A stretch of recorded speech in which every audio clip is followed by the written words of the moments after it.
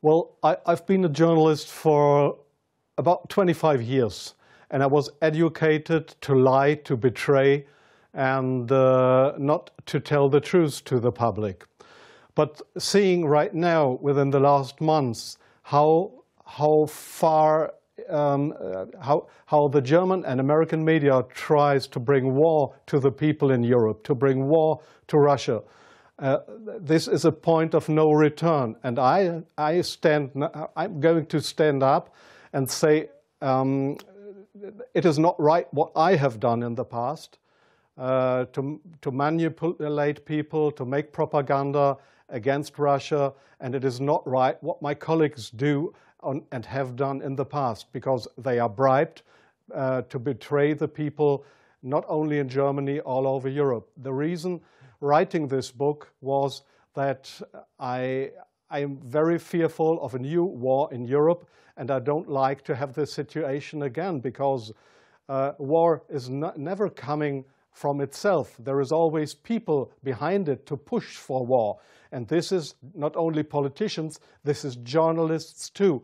And I just have written in the book how we have betrayed in the past our readers just to push for war, and because I don't want this anymore. I'm fed up with this propaganda. We live in a banana republic and not in a democratic country where we have press freedom, where we have human rights.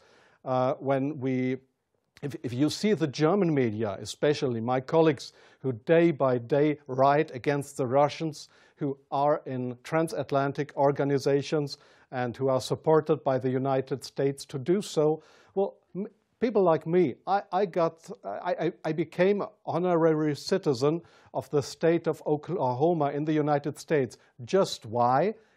Just because I write pro-American. I wrote pro-American. I was supported by the Central Intelligence Agency, by the CIA. Why? Because I should be pro-American. I'm fed up with it. I don't want to do it anymore. And so I've just written a book not to earn money. No, it will cause a lot of trouble for me, just to give the people in this country, in Germany, in Europe, and all over the world, just to give them a glimpse of a view what goes up behind the closed doors. Yes, there is many examples for that. If we go just back to history, if you go into the year 1988, if you go to your archives, you will find in March 1988 that there was in Iraq, in Iraq, the Kurdish people have been gassed with poisoned gas. That is known all over the world. But in July 1988, they sent me to a town called Zubeidat, that is on the Iraqi-Iranian border. There was war. It was war between the Iranians and the Iraqis, and I was sent there to photograph how the Iranians have been gassed with poisoned gas, with German poisoned gas.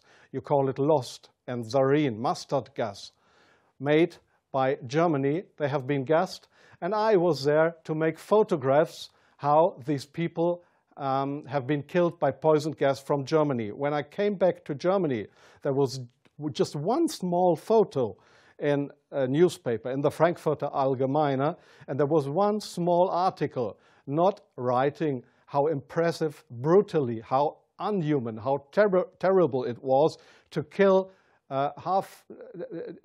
decades after the end of the Second World War, people with German poisoned gas. So this was a situation I feel misused for having been there and just to give a documentary what has been done, but not being allowed to cry out to the world what we have done behind closed doors. Up to today, it's not well known in the public that with German public gas, there have been hundreds or thousands of people gassed in this city of Zubeidat. Now, you ask, what have I done for intelligence agencies? So please see, most of the journalists you see in foreign countries, they claim to be journalists, and they might be journalists, European or American journalists, but many of them, like me in the past, are so-called non-official cover. That's what the Americans call that. I have been a non-official cover. Non-official cover means what? It means you too work for an intelligence agency. You help them if they want you to help them, but they will never, when you are locked, or when they find out that you are not only a journalist but a spy too, they will never say, "Oh, this was one of our guys." They will not know you. That means non-official cover. So I have helped them in several situations, and I feel ashamed for that too now. Like I feel ashamed that I have worked for a very recommended newspaper like the Frankfurter Allgemeine, because I was bribed by billionaires, I was bribed by the Americans not to report exactly the truth, but I just imagined in my car while I was driving to this interview, I just tried to work out in my brain what would have happened if I would have written a pro-Russian article in the Frankfurter Allgemeine. Well, I don't know what would have happened, but we were all educated to write pro-European, pro-American, but please, not pro-Russian. So I'm very sorry for that, but this is not what I understand for democracy and for press freedom. I'm very sorry for that. Well, yes, I understand your question very well. Germany is still a kind of a colony of the United States. You see that in many points, like the majority of the Germans don't want to have nukes in our country, but we still have American nukes. So we are still a kind of a colony of the Americans. And being a colony, it is very easy to approach young journalists through what is very important here is transatlantic organizations.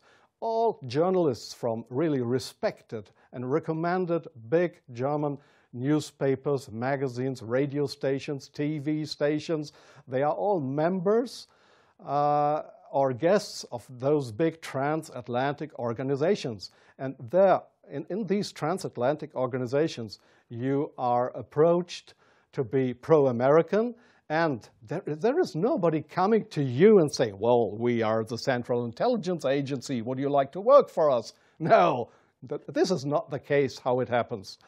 What they do, these transatlantic organizations, is they invite you for seeing the United States.